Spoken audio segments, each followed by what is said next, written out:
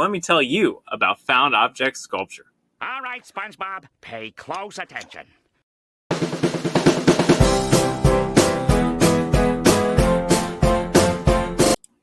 Now, a lot of times when people think about sculpture, they think about this guy, Rodin's The Thinker.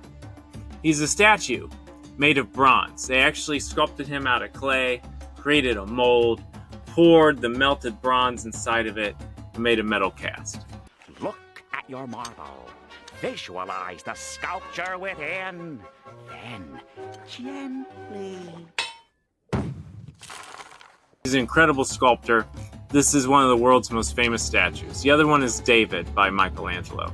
But sculpture does not have to be something you make with your hands out of clay and bronze and wood and all sorts of stuff like that. There's another type of sculpture I want to teach you about today. And that type of sculpture is called found object sculpture. So watch this video. Found object. Found object refers to a natural or manufactured object which an artist presents as art, either through alteration, juxtaposition of other imagery, or simply bringing the found object into an art context, such as an art museum. Found objects are most common in sculpture and collage. That was a short and sweet video, wasn't it? So a found object is any natural or man-made object or fragment of an object that is found, or sometimes bought, by an artist and kept because of some intrinsic interest the artist sees in it. Basically, they find something on the ground, they say, that looks cool, they make it into art. Artists of the Art Povera movement made use of a wide range of natural and everyday materials, including soil, rags, and twigs. Art Povera means literally poor art, and its artists use throwaway materials in order to challenge and disrupt the values of the commercialized art world.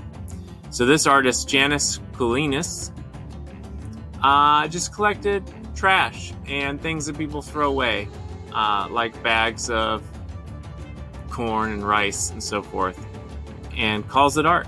And she's trying to make a statement. She's making a statement about poverty. Then there's Henry Moore. Henry Moore would use natural objects he collected on his countryside walks. So if you've ever walked through like the woods, like at the gorge or the metro parks, and found a rock and you're like, hey, this kind of looks like an elephant. He would do that. So like this rock he found, he thought looked like a skull. So he put this rock in an art museum. He found it like that. He just found it. It's an art museum. He's famous for it. Then you got the Dada and the Surrealism movement, like this dude with this bicycle wheel. He took a bicycle wheel, glued it to a stool, called it art. That's found object sculpture. And then you got Salvador Dali, the crazy dude with the mustache. He took a lobster and glued it to a phone. Like, this is an art museum, folks. It's true. So you can do it too. You can't just sculpt willy-nilly. You gotta go by the book. Follow the rules. Picasso, he did the same thing. Some of you learned about Picasso last year in 6th grade. He made the crazy all warpy faces, right? But he also took part in this found object sculpture. Look at this woman. It's called Head of a Woman. This metal sculpture here. And he took box springs from the mattress. He took different kitchen utensils like a colander that you wash your noodles with and fruit and drain it, like a big spoon with holes in it. And he punched 2 holes in it, glued these things together, and voila, you got a head of a woman. So found object sculpture is one anyone, including you, can create. And you're going to make one right now. Remember what a value scale is? We learned about this. It's where you shade, and then you shade a little harder, you shade a little darker, okay? You've got different blocks of different values, and they go light to dark or sometimes dark to light. Well, you're going to make a found object value scale, like this one that I made out of leaves, okay? See, I got them all arranged here. Here's the dark leaves, medium, light, and lightest, okay? I just found those outside. It took me 10 minutes. I collected them, I spread them out, I arranged them, I took a picture. It's a value scale. It's a found object sculpture. What could yours be made out of? Look, I even made one out of pants. Okay? And here's a tip. If you take your phone, and you know how you can turn on the black and white frame so you can see the picture in black and white, that will help you figure out what order to arrange everything in. Okay, I'll show you an example of how it helped me figure out what not to do. So I thought I had this great idea. I was going to arrange my shoes dark to light. But then I turned on black and white filter and look, fail. Okay, the only thing light on here is my cat. These are all pretty much the same shade. The black shoes are the darkest, but all the other shoes are like the same value. So the shoes did not work. But as you can see from the black and white function on my phone, the leaves work just fine, and the pants work just fine. So go and see what you can find and make a found object value scale.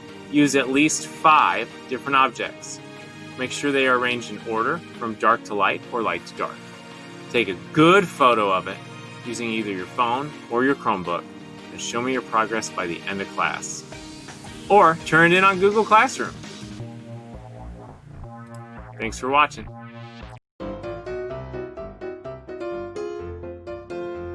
Okay, I couldn't help myself. Look at this stuff. I just put found object sculpture into Google and look at these. These are so cool. You can make these, right? These are really neat.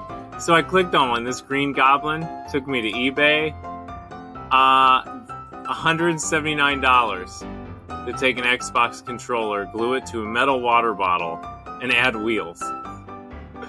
Like, we should all be doing this. If you find junk, trash, objects, leaves, things from nature, rocks, and you put them together, you've got a found object sculpture. That's fancy talk, meaning that Henry Moore would collect bones and put them in an art museum. And artists are the... doesn't matter. The point is junk.